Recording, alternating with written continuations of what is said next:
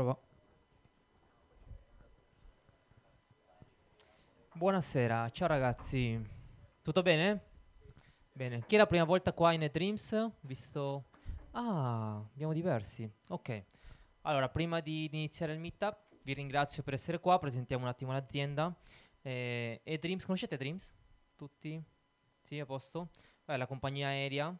Ringraziamo anche perché si impegna appunto con le community a dare lo spazio per noi per poter organizzare diversi meetup.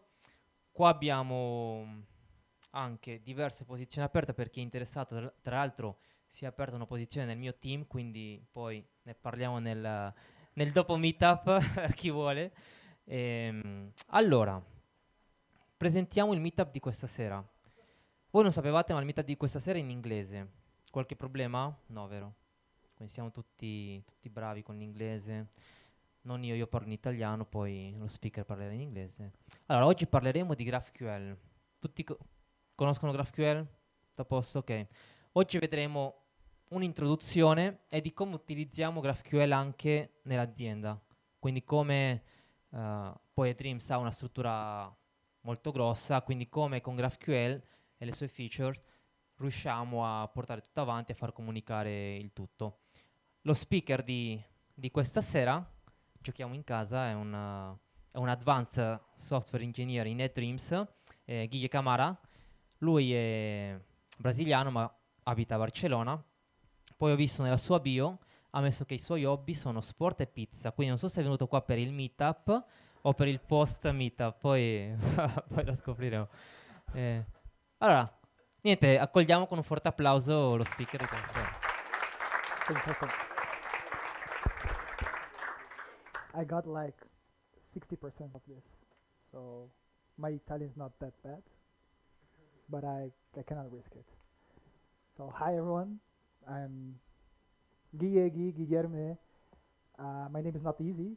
There is always a version of it in some language, but I'm not too attached to it, so you can call me what you find easier.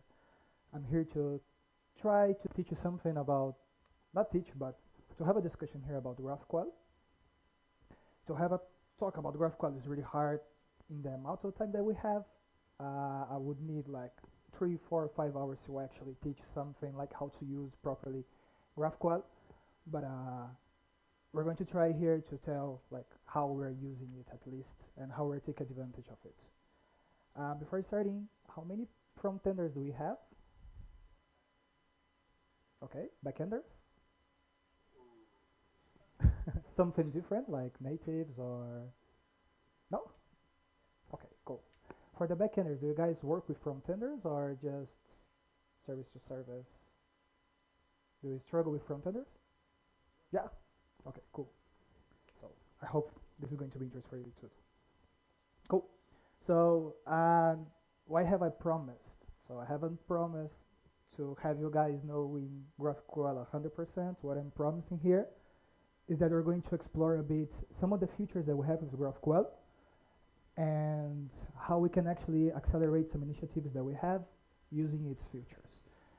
And in order to know it, we're going to review a bit how GraphQL works, and we're going to compare it with a bit with REST and SOAP to see the differences. With it, we're going to get the schema of GraphQL and see how we actually take the advantage of it. Cool? Okay. So, to start, before telling a solution for something, I'm going to tell the problem. Set the timer. Cool. I'm going to tell a problem. So let's create a fictional project here. Let's say that our product manager, product owner, CTO, CEO, someone higher than us is going to, they want us to, we have our website or application and they want us to sell some products. Okay? So how do we start working on this? The first thing that we do here is that we refine the project. Here at Dreams we use Kanban. So we call this like a refine and planning meeting. It's one of our first agile ceremonies. Hopefully everyone here has used some kind of agile, Scrum or Kanban. And they're quite similar in some sense.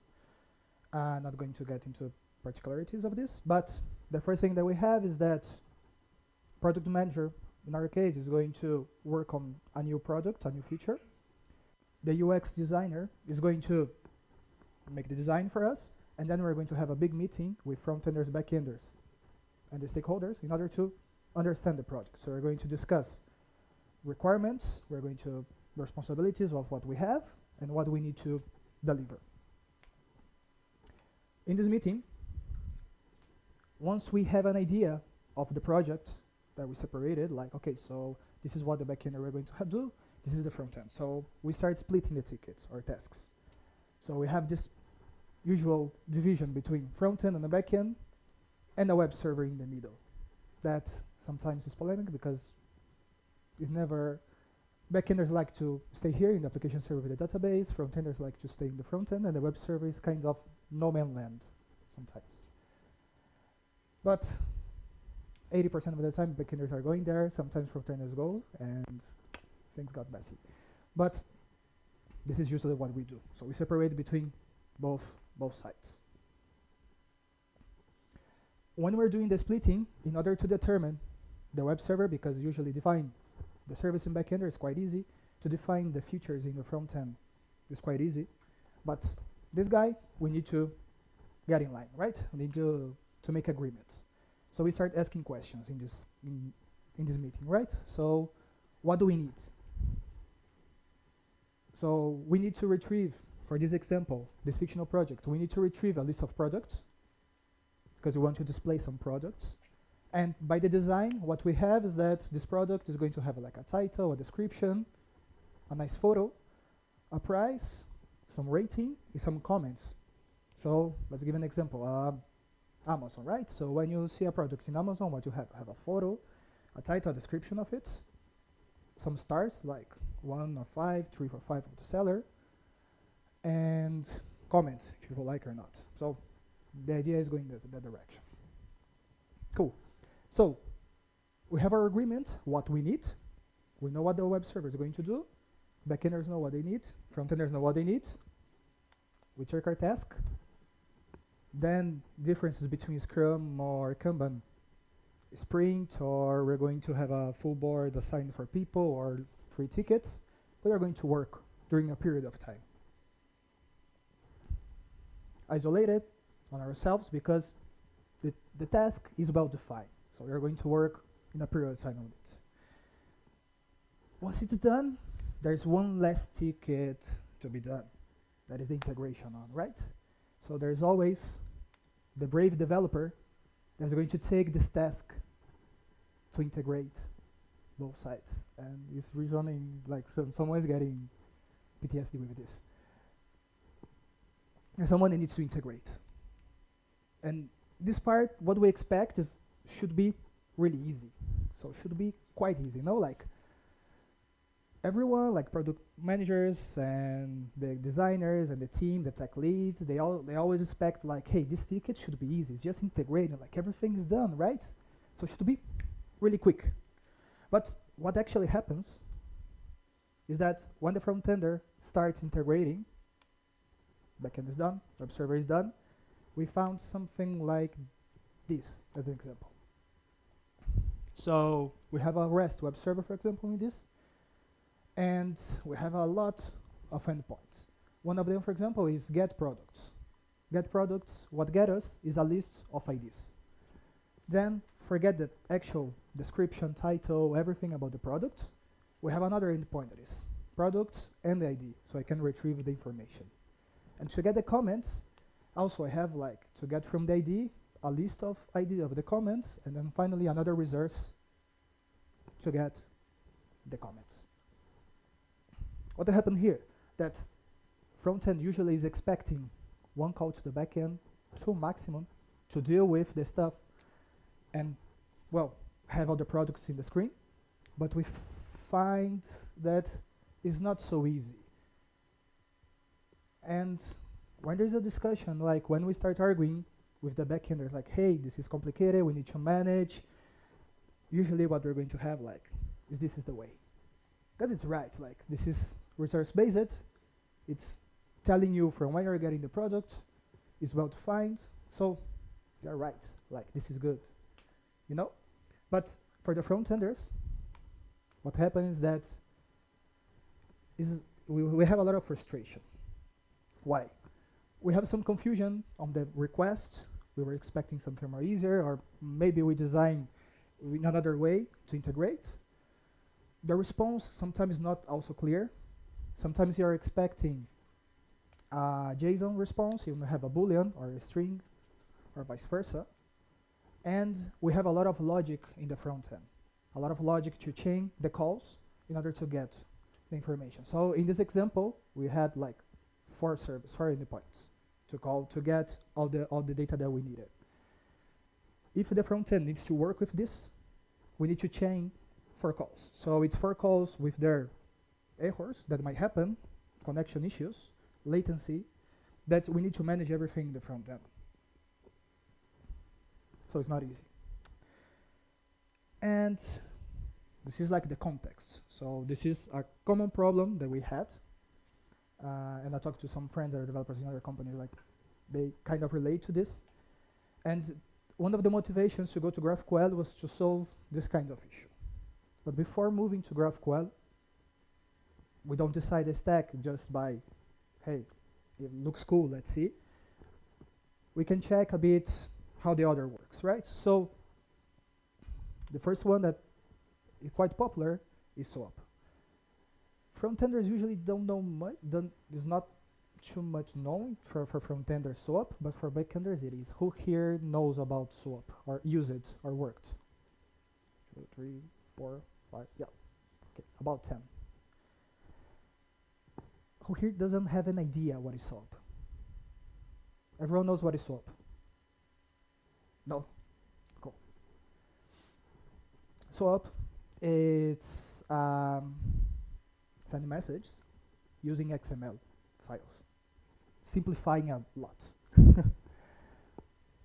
In the request you have XML, and the response you have XML. It's quite well defined how you're doing the request and the response. You have what would be your resource here that you declare, like I want to get a product by ID, and I pass the ID. In the response, it's quite clear what you're getting. So all the structure is well defined.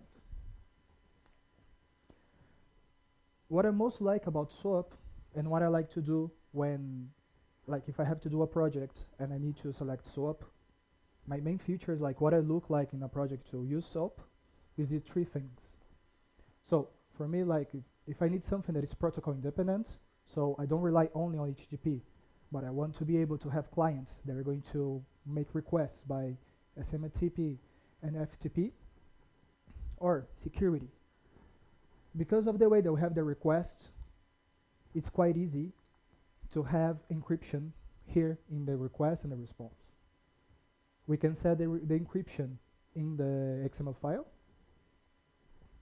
and with the parameters, and the communication is better like this. And finally, it's pretty standard.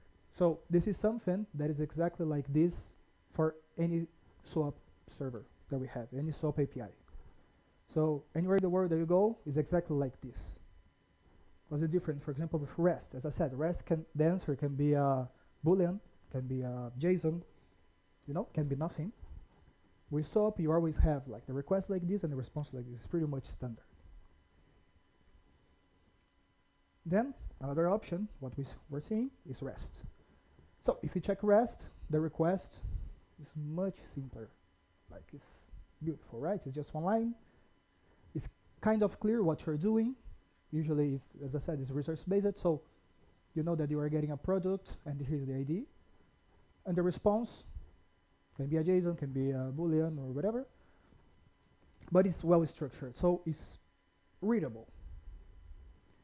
And when I'm looking at an application, if I want to use REST, there are like 3 things that I like a lot about REST. That are, it's resource-centric, as I said, so we're using the HTTP protocol here, the methods that they have. So we use get, post, put, delete, patch. So it's pretty clear what you are doing. Like I'm getting something. If you do a get, you are not persisting something new in the backend. Like you're just getting information. If you're deleting, you're deleting. For put, pass, patch, and post, the same. So it's quite clear what we're doing. It's catchable.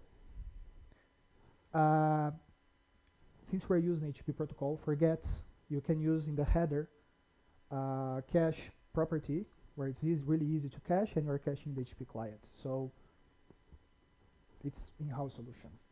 And finally, client compatibility.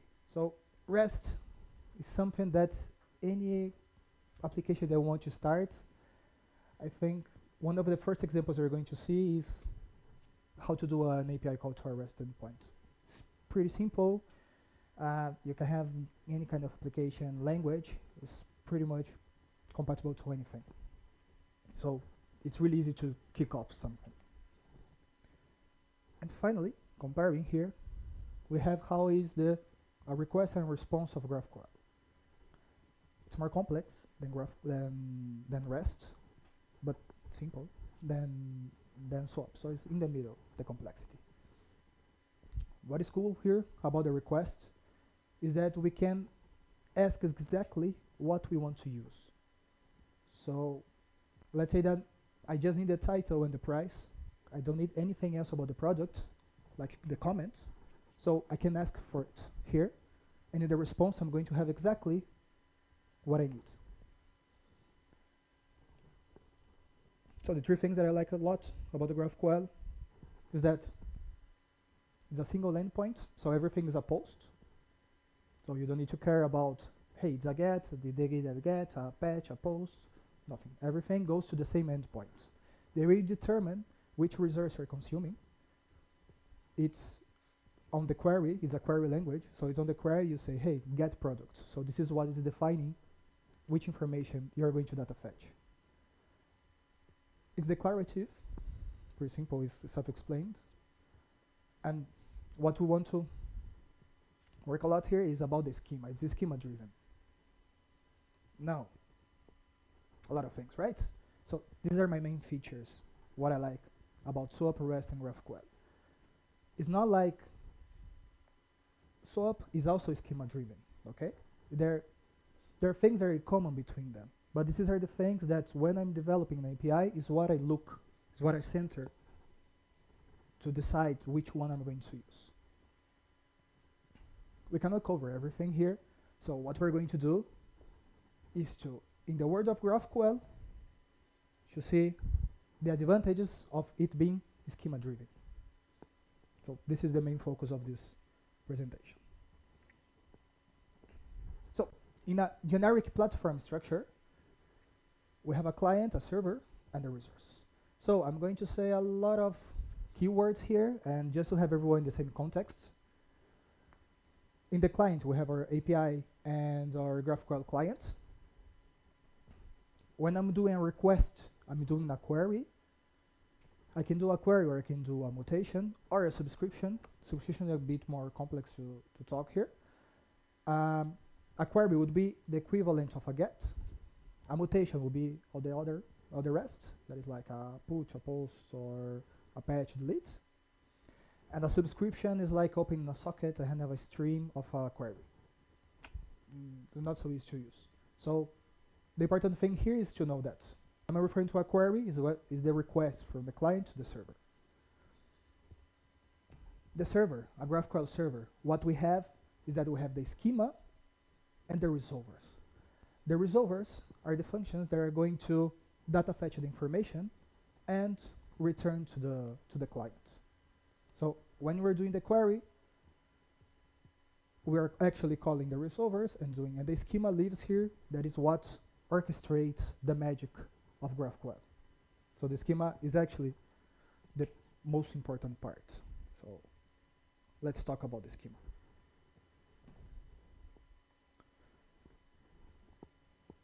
A bit of definitions. What is the schema responsible for? So what does the schema defines? A schema defines a collection of types and the relationship between these types. Also, the hierarchy of types and with fields. We're going to get deeper in this, but the important thing here is what the schema is not responsible for. And let's focus on this now. That is, the schema is not responsible to tell, where the data comes from, neither how data is stored. So this is the first thing that is really like the line that you have with REST. Because with REST, when you read a good API with REST, you know where the data comes from, either how the data is stored, because REST is resource-centered. So you are telling to your clients exactly which resources they are consuming and which one they are consuming. With the schema, no. The schema, GraphQL, is client-based. So we don't care about where the data come. We're just focusing on having a good collection of types and defining exactly the relationship with that. How do we understand this better? Like, how do we focus on this? How do we forget about this? The trick that we found here is doing a simple question. So remember, in the example, when we were in the refinement session with everyone, so product just came up with a problem, and we need to define the new product, right? The new feature. So in that moment where everyone is there, because in the schema, there's also things that you can define that might come in the future, so you want to be scalable as possible, your schema, we start doing the questions. And when we see the design, when we see like the requirements of the future, the first thing that we ask is, what does the client need? So we forgot about the resource. What does the client need? But client's kind of generic, and for frontenders, I think it's easier if we actually ask, what does the frontend need? So when we're defining the schema, the first thing that we focus is, what does the frontend need? Because we are creating something, schema, for the client. We are focusing on the client here. So the question is this. And we were in the refinement, right? So he said, hey, the first thing that the client needs, the frontend needs, is to retrieve a list of products. Cool, so we know our action. Our action here is to retrieve a list of products. It's just to retrieve, right? It's just, I'm just getting information. So I'm getting information, it's a query. So let's build a query. So I'm going to have a type query. I'm defining a query that is get products. The first thing is what we're asking for, is the action. The second thing is the response. My response here is going to be a list of a type product. So in the definitions that were before, we were like, hey, what a schema defines? A schema defines a collection of types and the connection between them, the relationship between them. So we're saying here, hey, this type of query, get product, is related, is going to return a list of products. So I created my first type here, that is product. Now I need to define the product. So second thing, we're looking at the design, right? What do we have in the design? We need to display a title, a description, a photo, a price, rating, comments, or anything else that they might ask that we might have there that should come from the backend, right? So you think about this, let's put this on the left, and let's start. So we did a query, and we're like, okay, so we're going to return a list of products. What is product? So we start. Hey, my type product is going to have first 3 fields. An ID, because we might use an ID, right? If we want to add this product to the cart after, we need an ID, identificator for this. And the ID has a type already that is ID. This type ID, in uppercase, is what we call a scalar. So a scalar is like a final type. So it's a type that is already defined. An ID translates to string. They created this type ID, but translates to string. So the scalars in GraphQL are strings, booleans, integers, IDs, and they have also enums. So we have a final here that is a scalar. I have an ID. Cool. Then we're defining like details and comments. The reason that I separated between details and comments here would be nice to have like we have time, we can discuss about performance and how the graph really works. It's because of it how I divided this, but it could be together. I decided to do like this. So inside details, I have a type that is product details, and I have another type that is comment, field comments, that is going to return a list of product comments. Another thing to notice here is that we have an exclamation at the end. So what does it mean? That it cannot be null, it cannot be undefined, it cannot be nothing. If I say that something that I want an ID, this ID must be a string. So it must return a string. It can be empty, but it must return a string. If the backend doesn't return a string, if they return a null, the query is going to fail. Okay? What is nice about this? That when they're developing, the backenders, they can consider this. So if they write the test is going to fail, because when the test, if they try to return something that is null, the test is going to fail. When they do the regression tests or integration tests that they have, it's also going to fail. So they all, if something cannot be null, it cannot be null always. Like they must return something. In this case, is the ID. In the details, is the product details. In the comments, is a list. The list can be empty, but if the list is not empty, it must contain a type of product comment. So let's now we have this type product. Let's define the other products, because we need to define every new type that we create until we have always colors. So we have 2 new types. Let's go. The first one is product details. Inside product details, we have a title, a description. For title and description, is going to be strings. And then for price, rate, and image, we decided to go for another type. Why? Price could be a scalar, could be an integer, right? But we were talking to product, and this is nice about the discussion. This is why this discussion should happen with everyone in the refinement session.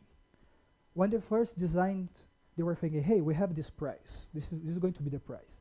But a question that comes directly is like, hey, but what if we have a campaign, we have some kind of discount they want to apply, and you want to market it, to retail this product, saying, hey, it was this price and now it's this one.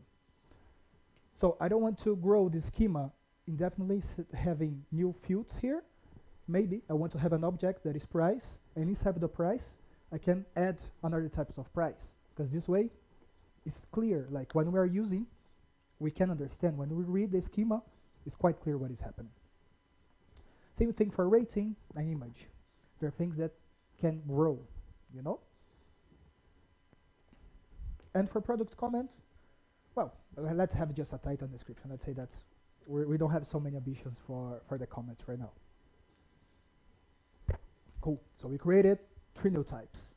It means that we need to get there and define those types. So again, we have our product details, and we start defining them. So as I said, so hey, we were discussing, and looks like would be nice to have like a original amount for price and a discounted amount, because in the future we know that now we're just displaying products. In the future, we might display like the product with the discount. For ratings, there's a numerator denominator and image. Here I just wanted to show the different types of scalars. But again, look that all of them cannot be null. It's going to help a lot in the front end when we get to it. Okay, so we define a lot of things. We go back to the definition. What a schema defines? A schema defines that a types, and the relationship, a collection of types, and the relationship between them. So these are all the types that we have. And we also talked about hierarchy. So we kind of had it. We kind of have here. We cannot see it clear. And now we go back. Like, how do we see it clear? How does it work? And actually, it's in the name. Like, it's graphQL. We're talking about graphs. So actually, this is translated to a graph. Looks like a tree. It's almost a tree. There's a case that can be can have a cycle, so it's not a pure tree. But in this case, it's a tree. So we can see clearly the relationship between them, the hierarchy, and how the resolvers are implemented, and it is going to use breadth first search. So it's going to resolve like first each child and then go to the further childs. One thing about here that we have here for this graph is that every end of the branch must end with this color. So the href was a string, price, both prices was integer, numerator, the same, description and title was a string, and ID, it was ID that is a string. So this is the rule that we have, and this is the schema that we have. So we started saying in the refinement session, asking, hey, what does the client need? And this is what the front end is going to use. So here we have our schema, well defined. And now that we have our schema defined, how do we take advantage of this? So the first painful part was discussed with everyone. Now it's clear. So now let's see how our client's going to take advantage of this. Okay, before going to the client, does everyone here, well, does someone here doesn't know what is TypeScript? Yeah, everyone knows? Cool. So I had a little part about TypeScript, but well, I can go really fast here. So TypeScript, for the shy ones, it's types for Java script. It's like having Java. And for example, so if we have like a function that receives a user here, this user can be undefined, null, actually anything. Here we just assume that is object. So what we do in the code is that we need to create safeguards. So we need to, hey, if user is an object, return the name. Otherwise, it's going to be undefined. But undefined, it's a runtime, like JavaScript is a runtime application. So undefined, we just find out that might break another stuff. So let's return an empty string, no? And the code is all like this. Like, we don't know what the backend is returning. We don't know what we're working with. And we just safeguard all the methods that we have. So when we go, TypeScript is kind to solve this, right? So the difference here, the TypeScript is that we have the types. So we have a type user, and the function is going to return a string. So once I define that the return must be a string, I need to guarantee that the return is going to work. So we need to define the user. If I go and define the user and say, hey, the user, there is a name, but might not have a last name, then the compiler, TypeScript compiles to JavaScript, so the compiler is going to say, hey, is it like user.last name is not going to return a string, so you need to fix it. And then on this case, I need to safeguard and return something. What I want to bring with this is that, remember when we were defining the schema, that we were saying that things cannot be null. It's because of this. So if we're talking about resources that come from the backend, let's say we're doing a login, right? On the login, we know the email and the name of the user. We can say that the backend should always return the name and the email of the user if we do the login. Like, it's information that they have.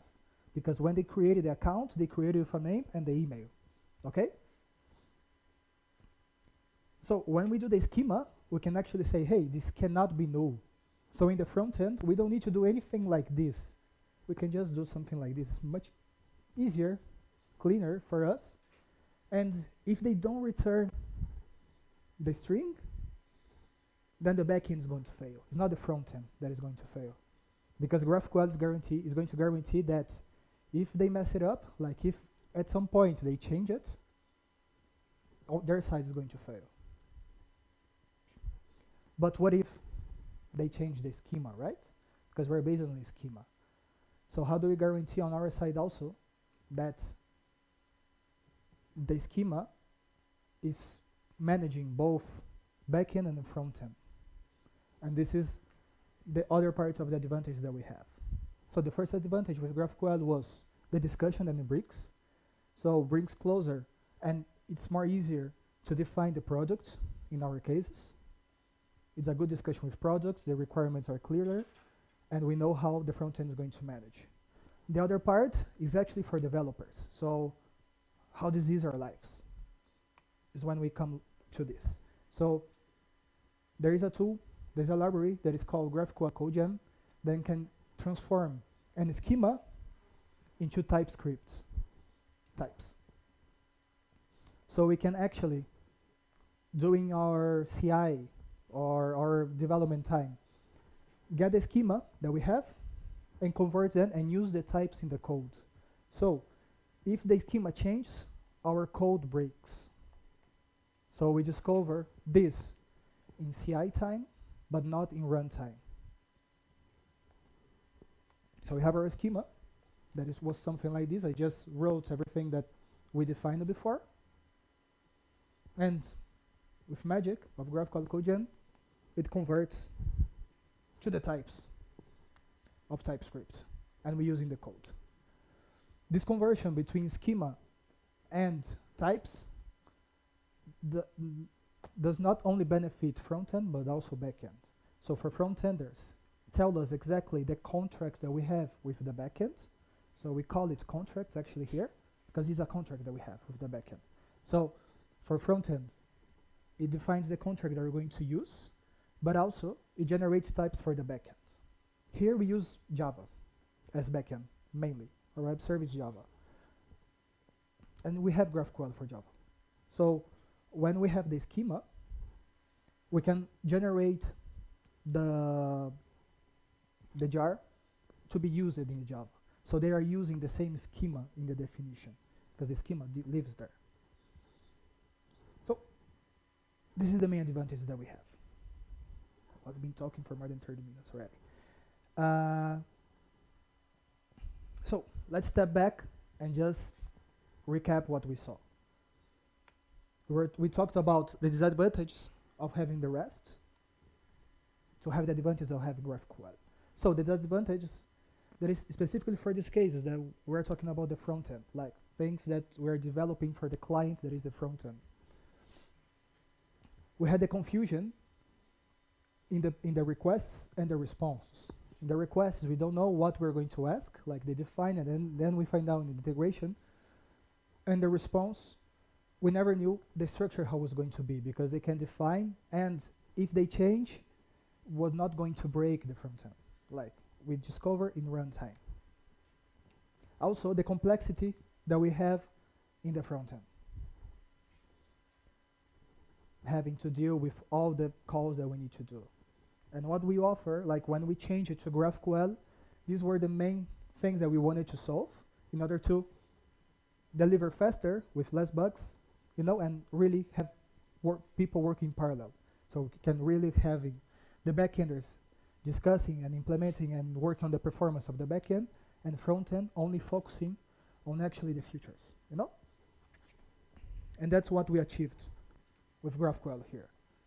That request and response, they are defining the schema, it's the contract, is the first thing that we work. So you have the contract, you can split it, like you can split the tickets and everyone's going to be happy. Like you can work because it's final.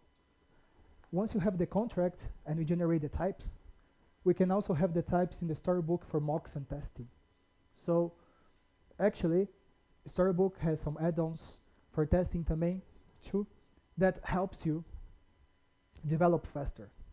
And now with, for example, Copilot, well, nothing to say, like it learns a lot. And another advantage is that these types, so the contract generates the types for the backend and the front end. So everyone's working under the same contract. But I don't want to sell GraphQL like the salvation, you know, like there are some issues. And it's the kind of issue that you learn when you are implementing, when you are using. And I think it's nice to share once you start having the problems. So if someone asks me, hey, I want to go to GraphQL, like, should I, you know? There are some things that I like to consider before. The first thing that I would say is like there is a huge learning curve. We talked here, like I've been talking for almost 30 minutes, and I talked only about the schema. But apart from the schema, we have the types of the query, mutation, and subscription that you can do.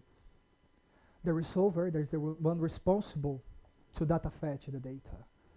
And how you implement the resolver is really important on the performance, because on the request I was explaining at the beginning, hey, you can ask exactly what you want to have in the response. So I want just the title of the project. Cool. But if I don't implement the resolvers to just fetch the data of the title, and I just implement to fetch all the data to return on the title, then we're not taking advantage of it. So you need to rethink how you're actually implementing the solution. And this would be like a 2-hour talk to talk about the implementation of resolvers and the type system. Also, once you have the learning curve, it's also important, again, the data fetching. Because the graph, it should be resolved in parallel. So the idea of the GraphQL is that you have a graph and you actually, if you remember like algorithms and how we solve them, a BFS, the idea is that you are solving the siblings. So you are on level 0, then go to level 1, resolve all the siblings, go to level 2, resolve all the siblings. The siblings should be independent between them. So if your infrastructure is not ready for the amount of requests that you might generate, if you are not caching properly the data, if you have some latency problems, then you're going to have a lot of problems with GraphQL. A lot of problems. So you need to clean the house first. You need to see exactly the resource that you have and see how you're going to do.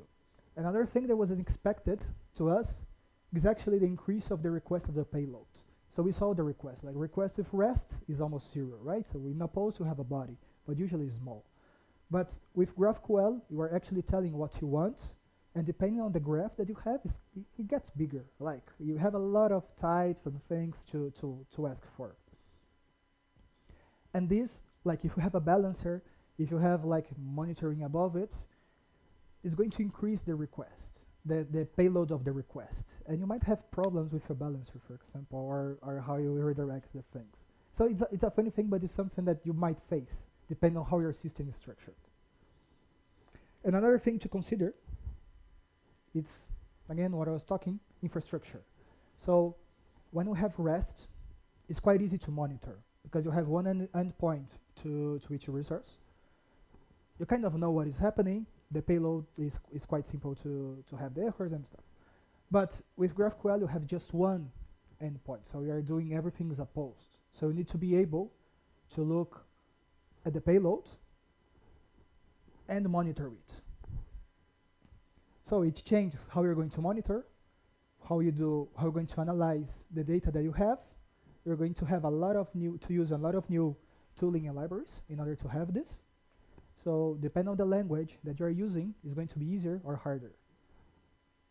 For JavaScript, it's easier.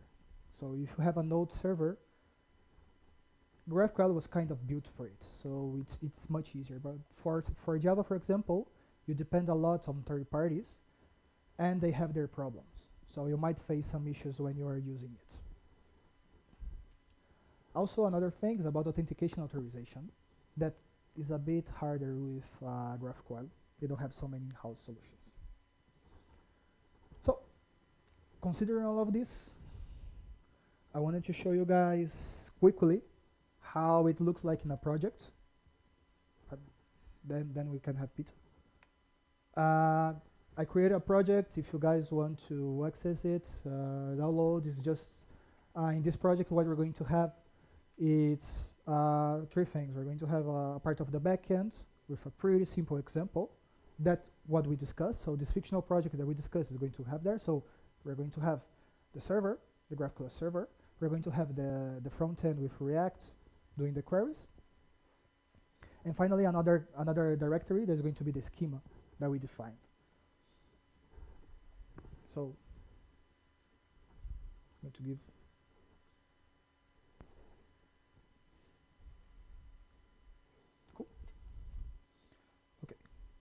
let me change this.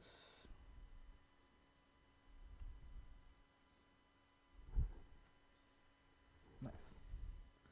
Okay. So the first thing that we have when we are going to generate the I'm going to present first the structure. So as I said, as a structure of this project, what we have is like it's a backend directory, a front end, and the schemas. So the schemas where you're going to have, yeah, I want to, but yeah, now I have. Okay, thanks. So the backend is going to have a pretty simple server, front end just an app, create React app with what I want, the information, and the schema is shared. I have the schema separated. As I said, like the schema lives inside of the backend. There are some advantages of having it isolated, depending on how we're going to import in your project, stuff like that we can discuss. Let's focus on the front end. So for using the plugin, the GraphQL codegen, there is a file, like a configuration that we have, that is the codegen. And what we have here is the overwrite is just to generate all the time a new schema, not append. Then what we have is the path to the schema. So there are two main options that you have. You can say exactly where you have your schema, or you can say, or you can tell which is the direction, which is the URL of your server. So the advantage is here, no? The schema lives in the server. So if it's there, you can just fetch it. When you do this, it's called introspection. So you need to have your server allowing introspection. And when you have it allowed, anyone can actually do introspection. So it means that anyone can go, like if it's a public API, anyone can go there and see all the queries that they can do and all the types. Or if you have local, you can just generate. You can have some security issues, but to be honest, depends a lot on the type of application that you have. Then you need to specify the documents. So we're talking about the front end. And again, the query, right? The query is the request. In the request, we can say exactly what we want, what we need. So if I'm doing a query asking only for the title, if I generate a type with all the things that are inside my product, then the front end will think that I have the description, but I actually never fetch it. So I don't have the description, you know? So what this guarantees that when you create a new query and you create and you tell which fields you need, it's going to create the type of this query that you created. So if you have a component using this query, what it's going to do is that the type that it generates only contains these fields that you have. Then you just specify where you want to generate it, and that's it, and you run. So when you run, it looks as I explained in the photo. Stay big, please. Yeah, now. So it creates a lot of types. It's not easy to read, but it's easy to autocomplete, so it's what matters. But for all the types that we have, for example, price, it has a type name that is default, is usually the name of the type. You start using the type name when you have interfaces, another talk. And then you have like discount amount is a scalar of type int, and original amount is an int. So it's what we're going to use. Finally, if we have like a component, in this one, what I did is to create a type that is going to use the product details. And I can do exactly the details.title, details.description, details.image.href, and see that here I don't need to do interrogation. I don't need to do like an interrogation, this or that, because TypeScript is using the type that I generated for my query, and the query knows that from the backend, this is always going to be true. So if I had like 10 things inside of this and everything cannot be null, then I don't need to do any safeguarding here. Like this is coming from the backend, and if they don't comply with the contract, is going to break the request, not the front end. The request is going to fail. If they change the contract, I can regenerate. So if I change something and regenerate the contract, then I'm going to have an error here and I need to fix. So it's good for both sides. And finally, this is what looks like the query that we do. So we specify the query, everything that we want to request from the backend, and the type that is created on the type here is based on this query, getProducts query. So the name that I gave for this was getProduct. So this is the name that we give for a query. It's called operation name. And if I give a different name, it would generate a new one. So here is the variables that we have. So if I want to generate 3 different types for the same query, I can. And this is what I wanted to present to you. As I said, it's not easy to talk about GraphQL in in a short time. There is a lot of concepts, a lot of things. We can talk hours and hours about performance and more things to consider. But for 45 minutes, this is the best that I could do.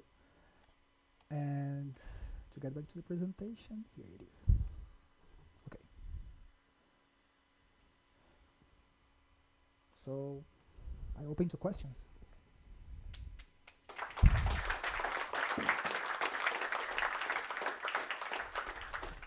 Thank you, Guillhe. Questions?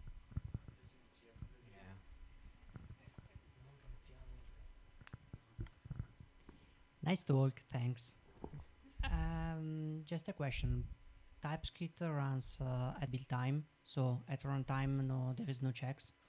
So means if the backend, suppose I have a REST API, I have a Swagger. In the definition of Swagger, I have the title and the description, and both are required, but oops, sometimes the backend returns to me title and description with null. TypeScript doesn't check it at all, even if I share the schema type, the interface from front-end and backend. So the point here is the validation at runtime. TypeScript doesn't guarantee this. GraphQL does it or not? What GraphQL guarantees you is that the schema, the contract, is final. So if your application is running with the schema and is not changed the schema by the backend, because let's say you can deploy a frontend and a backend.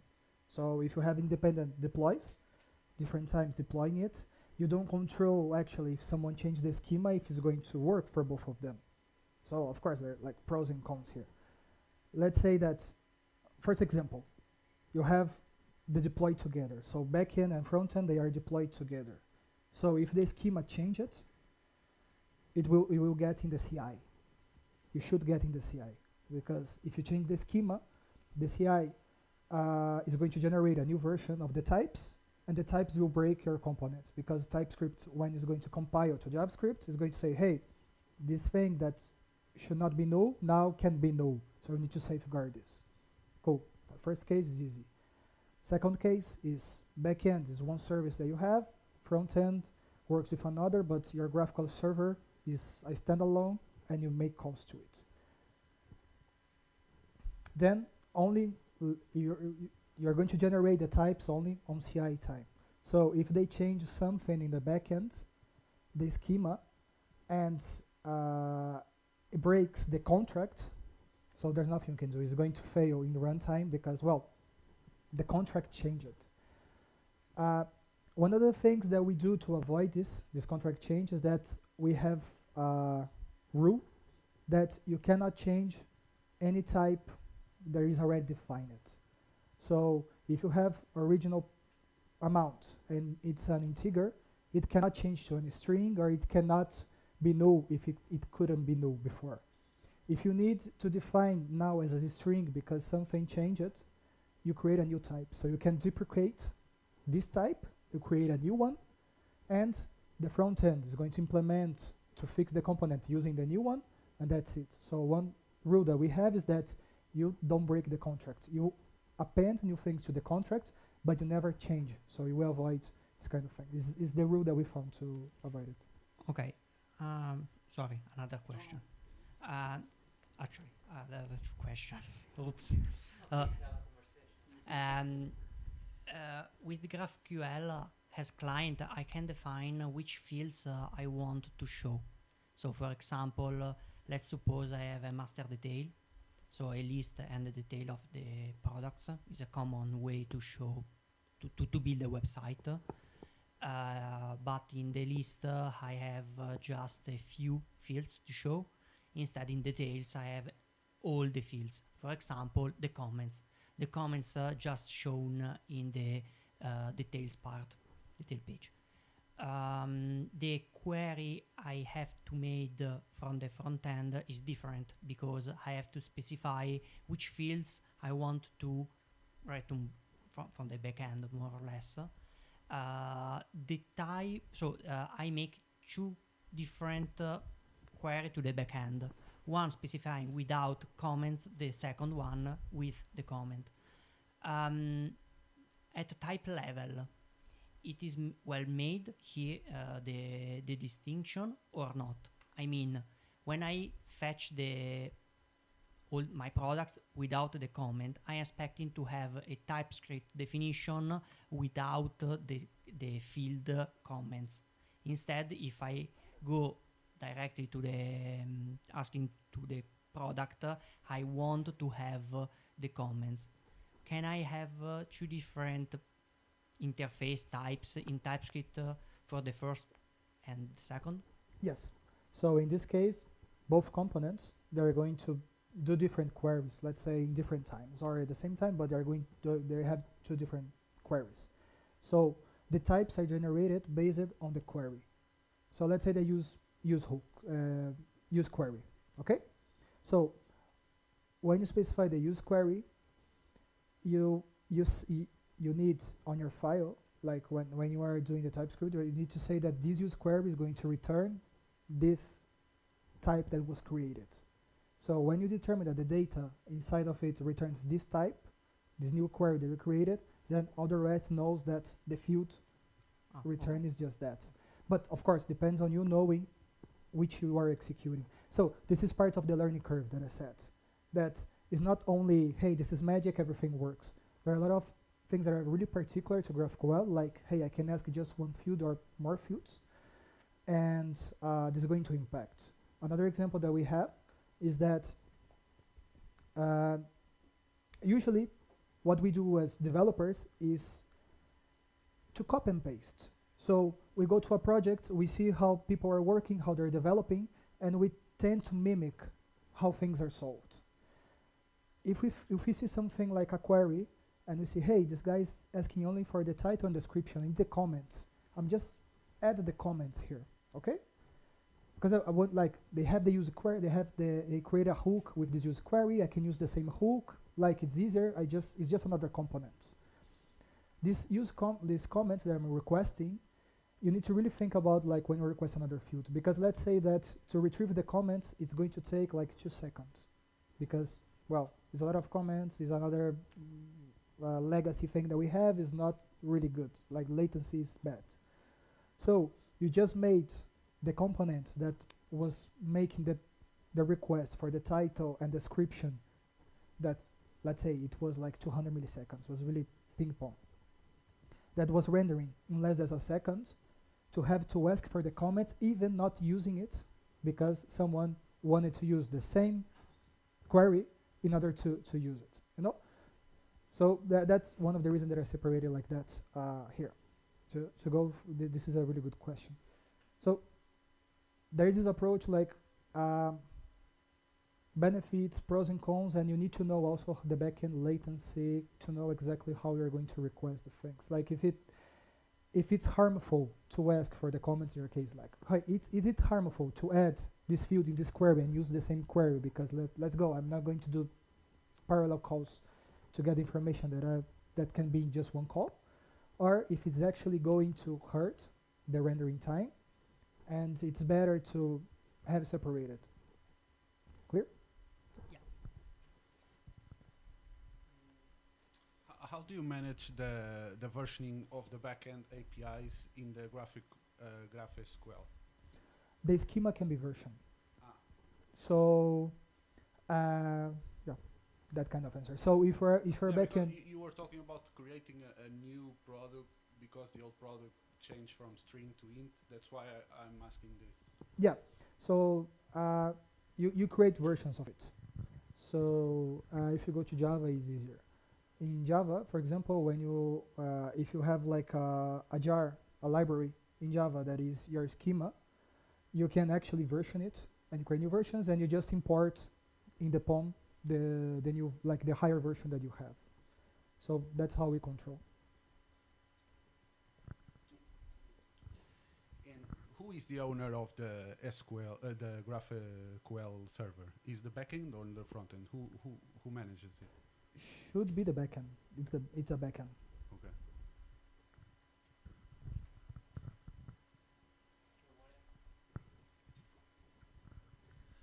Thank you for your talk. Very interesting. I have a question. Maybe it's a dumb question because I'm not an expert in this field. By default, when you use GraphQL, what travels on the wire is JSON, which is known to be, which is a textual representation, and is known to be also, let's say, verbose. Are there ways to, let's say, compress, for example, using gRPC, things like that? Have you ever experimented with it? Is it worth doing it or not, in your opinion? It's a good question. Never thought about it. gRPC is a good topic also. I used to work with protobuffers also. Is like idea. Is like gRPC.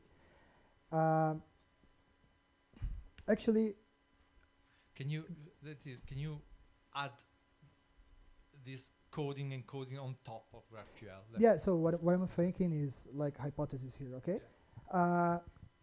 GraphQL actually, if you look at the call, it's a string. It returns a JSON, but in the request we have a string actually. String, no? A string. String, okay. So it's text. So it would be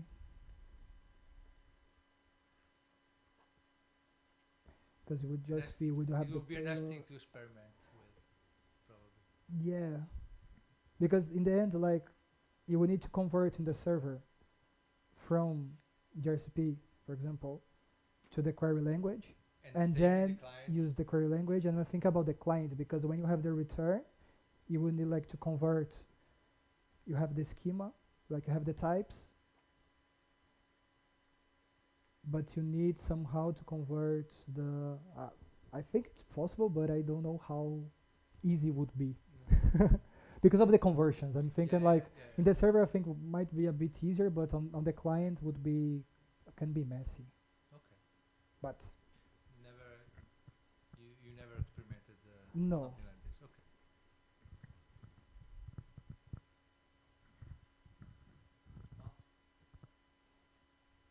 Sta vincendo il palco, no? I was just curious about how to perform parallel requesting at backend with Java, because Node with event loop can resolve different part of the query in parallel. Actually, not in parallel because it's just anyway using event loop. No, in Java you don't have event loop basically, more or less. So how do you suppose the star and the base product information and the comments are in 3 different places, so you can parallelize them easily. How you can handle this parallelization in Java? Okay. In Java we have threads actually, so With thread. yeah, with thread, but With thread, iOS thread, virtual thread.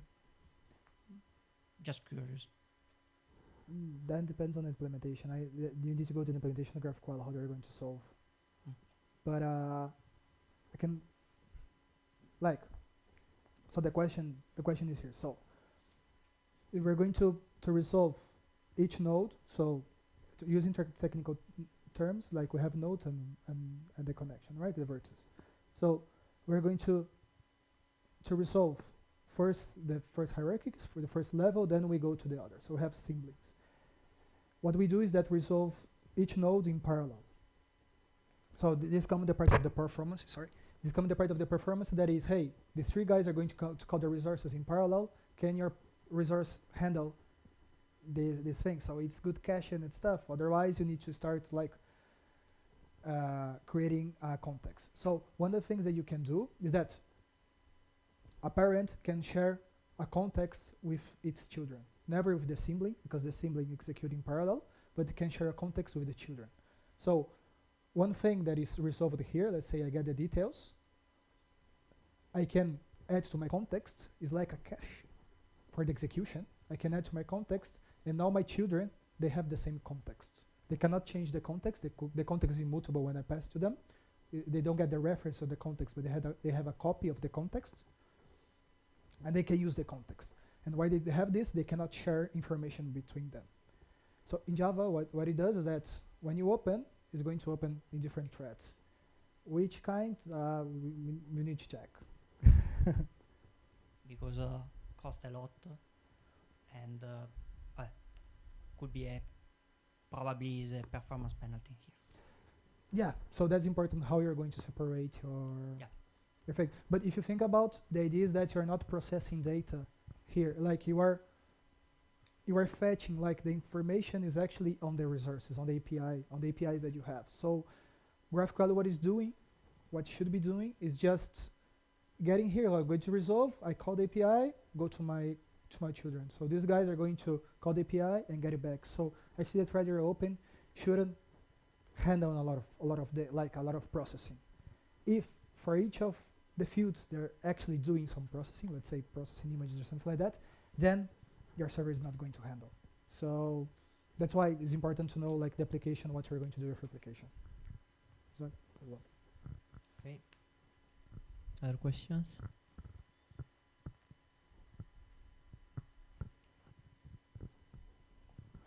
Okay, so thank you again, Guillhe. Okay.